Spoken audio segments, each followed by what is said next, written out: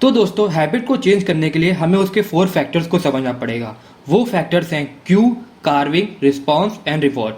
सबसे पहले क्यू को समझते हैं। तो इसके लिए आप एक अपने मॉर्निंग रूटीन का एग्जांपल लीजिए।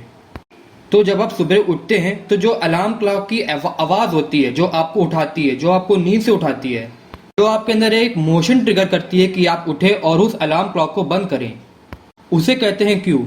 क्यू हमेशा एक रिस्पॉन्स को ट्रिगर करता है। वो रिस्पॉन्स लाता नहीं है, बस एक एक्शन को ट्रिगर करता है। उसके बाद होता है कार्विंग। जब आप सुबह की अलार्म क्लॉक सुनते हैं और जग चुके होते हैं, तब आपके मन में एक डिजायर आती है कि वो आप उस अलार्म क्लॉक को बंद करें। वो अर्ज, वो डिजायर को कहते हैं कार्विंग। आपने कार्विंग को सुना होगा कि बहुत सारे लोग ड्रग्स को भी कार्व करते हैं या किसी और चीज को भी कार्व करते हैं, लेकिन इधर कार्विंग का मतलब है वो डिजायर, वो अर्ज जो आप सुबह उठ के अपनी अलार्म क्लॉक को बंद करना चाहते हैं। फिर होता है रिस्पॉन्स। रिस्पॉन्स वो एक्शन होता है जो हम लोग लेते हैं। आपने मोशन ट्रिगर हो गया आपका, आपके अंदर कार्विंग भी आ गई, लेकिन जब आप अलार्म क्लॉक की ऑफ बटन को दबाते हैं तो वो हो गया आपको रिस्पॉन्स। क्यू और कार्विंग किसी को दिखाई नहीं देती है, लेकिन रिस्पॉन्स आप दूसरे लोग को दिखाई देता है। तो आप कह सकते हैं कि क्यू और कार्विंग साइकोलॉजिकली होती है, लेकिन जो रिस्पॉन्स होता है वो फिजिकल होता है, लोग उसे नोटिस कर सकते हैं। और सबसे लास्ट और सबसे मेन इंपॉर्टेंट थिंग आती है रिवॉर्ड। वो रिवॉर्ड होता है जब आप अलार्म क्लॉक को बंद कर देते हैं तो आपके मन में जो शांति होती है, जो आपके मन में चुस्ती होती है, वो होता है उसका रिवॉर्ड। कोई भी एक्शन बिना रिवॉर्ड के नहीं होता है। हम कोई भी काम करते हैं हम लोग अपनी जिंदगी में, तो हम लोग कुछ ना कुछ तो उस काम से एक्सपेक्ट कर ही रहे होते हैं। हम लोग कुछ फालतू में नहीं कर रहे होते, हम लोग कुछ ना कुछ एक ना कोई चीज तो हम लोग अपने काम से एक्सपेक्ट करते ही हैं। और जब हमें वो काम मिल जाता है तो हम उसे कहते हैं रिवॉर्ड। जैसे कि जब आप बहुत मन लगा के पढ़ाई करते हैं, बहुत दिन रात पढ़ाई करते हैं, और जब आपके मार्क्स फुल आते हैं, जब आपके क्लास में आपके लिए क्लैपिंग होती है, तो वो हो गया आपका रिवॉर्ड। रिवॉर्ड आपको मोटिवेट करता है कि आप और काम करें। जब आपके फुल मार्क्स आते हैं, जब आपकी क्लास में क्लैपिंग होती है, तो आप और मोटिवेट होते हैं कि आप और मेहनत करें और पढ़ाई करें। तो ये होता है रिवॉर्ड।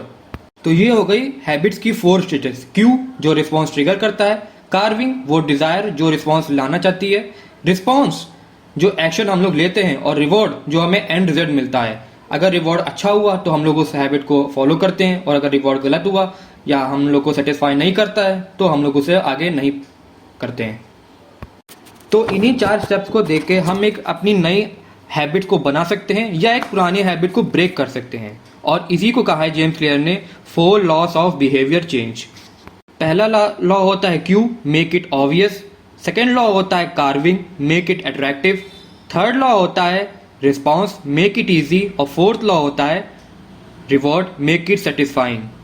और अगर हम लोग किसी पुरानी हैबिट या गंदी हैबिट को ब्रेक करना चाहते हैं तो इन्हीं का उल्टा कर देते हैं हम लोग पहले लॉ को मेक इट इनविजिबल कर देते हैं, कार्विंग को हम लोग अनअट्रैक्टिव बना देते हैं, रिस्पॉन्स को हम लोग डिफिकल्ट कर देते हैं, और रिवॉर्ड को हम लोग अनसेटिस्फाइंग कर देते हैं। जैसे कि मैंने पहले भी बताया था, अगर आपका रिवॉर्ड आपको सेटिस्फाई नहीं करता है तो आप वो हैबिट कभी भी दोबारा नहीं रिपीट करेंगे। आपका वो जो रिवॉर्ड होता है वो आपको सेटिस्फाई करता है। तो अगर आप कोई भी बुरी आदत